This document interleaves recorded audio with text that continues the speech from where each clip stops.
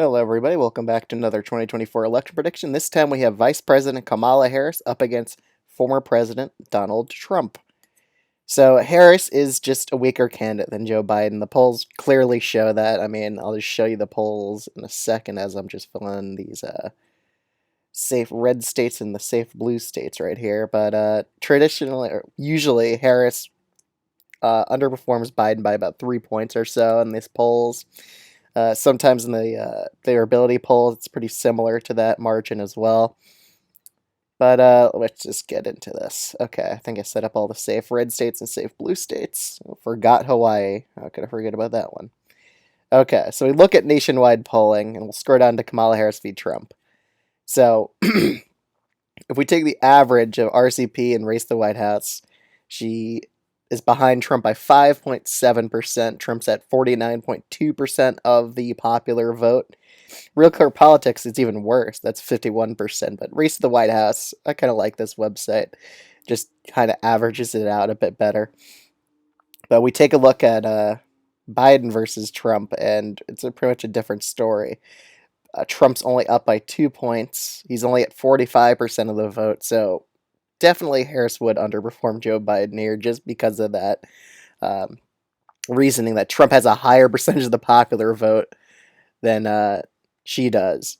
So, again, 49.2% compared to 45%. That's pretty clearly like a 4-point gain there. So it isn't like name ID or like undecideds or anything like that are hurting Harris. It's just she's just seen as in an unfavorable light, and there's really not much you can do to improve that image of herself because the VP, it's kind of not like, the VP is not super important when it comes to a lot of political things in the United States politics. They only really break ties in the U.S. Senate, so there's really not much you could do to improve that. But again, let's just get right into this video. So the first few states, I'm going to be putting Alaska as a safe red state.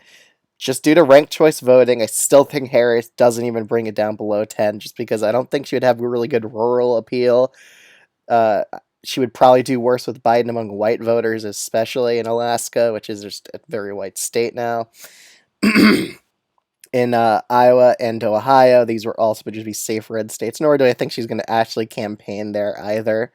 Probably going to write these states off. Biden's probably going to write these two states off in 2024 as well, so it's probably safe red either way there.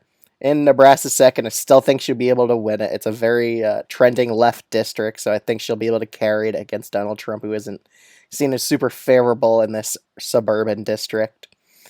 In Florida and in Texas, I think these would both be likely red states. I could see Harris doing well with black voters. I think that's one of her key constituencies in the Electoral College. She would definitely be able to get a lot of black turnout, so she would prevent these states from going safe red. But with Latino voters, they're kind of shifting right in Texas and Florida. So for now, I'm putting these both as likely red states. In Maine, I think she would underperform Biden here by a bit. She would only win at Maine by about a lean blue margin, so under 5. And Trump would probably win Maine second by over 10. And they also have ranked choice voting in Maine second, but I still don't think that would help her enough here. I think Trump would still get over 50%, preventing it from going to a second round. In New Hampshire, I still think she'd win this state. Again, Trump is just doing really badly against Biden in New Hampshire. So Harris, she would underperform Biden a few points here, but still be able to win it by like 4 here. Okay, in the state of Virginia, she would get good black turnout in this state, so I have this as a likely blue state. Colorado, it's also safe blue. New Mexico, I would put it down as lean blue just because I think she would do a tiny bit worse with Latino voters. So we could see that bit of a drift there from her and Biden. So I put this as about a lean blue state or so. In North Carolina and Georgia, I am not putting these as likely red states. I think Harris would do really well with black turnout, turn out a lot of black voters here, and keep these states within the competitive column. However, I still think Trump would win North Carolina and Georgia by lean Republican margins. That's currently with the polling against Harris and Trump shows her down by like likely R margins here. I don't think that's going to happen. I think she would do well with black voters, like I said before. Okay, moving on to Nevada and Arizona. So with Nevada, I'd probably put it, I got to take the polling check out the polling on this. But just give me a second. Because let's see if she's even in striking distance Nevada. And I believe she really isn't. Where the heck is Nevada on here? It's probably scrolled past it. But again, it's either lean R or tilt R. But let's see if they even did a matchup. No, they did not. That's just great. Oh, they did. Yeah, it would probably be lean Republican just due to how much he's down by in these polls. Emerson showing her down by 9 here. Even though they did miss in 2022, a 9-point lead is kind of hard to reverse in a state. So I'd probably put Nevada as lean Republican and Arizona as tilt Republican. Again, Harris could rely on a lot of anti-Trump Republicans in the state of Arizona, but she would do worse with independent voters than Biden would. So Biden would do better with independents here. Well, Harris would do worse among them. So again, she would probably just narrowly lose out in Arizona and lose Nevada by like 2 or 3. Okay, moving on to the next few states. Minnesota, I still think she'd be able to win it against Donald Trump. She wouldn't crater with an urban turnout. I think she would give a good boost to urban turnout in the state of Minnesota. So she would win enough votes there to keep Minnesota in the lean blue column. However, the rest of these 3 Rust Belt states, it's highly doubtful she'd be able to win them. Usually most polls have her down in every single one of these states. The one state maybe she would have the chance in, it's probably Michigan. Maybe she could put it down to about tilt Republican.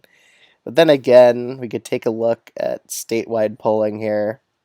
I'm pretty sure they did do Michigan with her. Let's see. Where is Michigan? There we are. Okay, let's see. See, she's only down by 2 points in the New York Times poll. So honestly, with good black turnout in this state, I think she'd be able to still keep it in the tilt Republican column. But Trump would still have a narrow edge here in the state of Michigan. But for Wisconsin and Pennsylvania, which are a bit more populous states, I put them as both just lean Republican.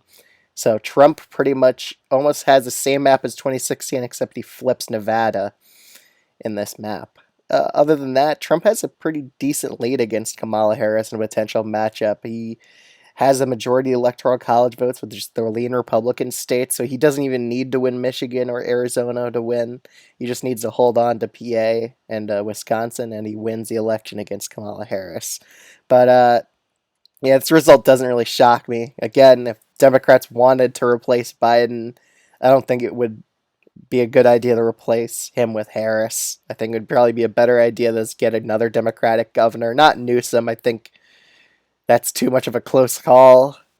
I think probably someone like Whitmer or something, or Shapiro for Pennsylvania, or even Evers from Wisconsin. I think those would all be better candidates. Just a good Rust Belt Democratic governor would probably be enough to defeat Donald Trump here. But other than that, thanks so much for watching this video. Let me know if you disagree with this video in the comments down below, or you agree with it. Let me know if you would change any states. And if you're new to the channel, highly recommend subscribing if you enjoy this type of content. Other than that, thanks so much for watching.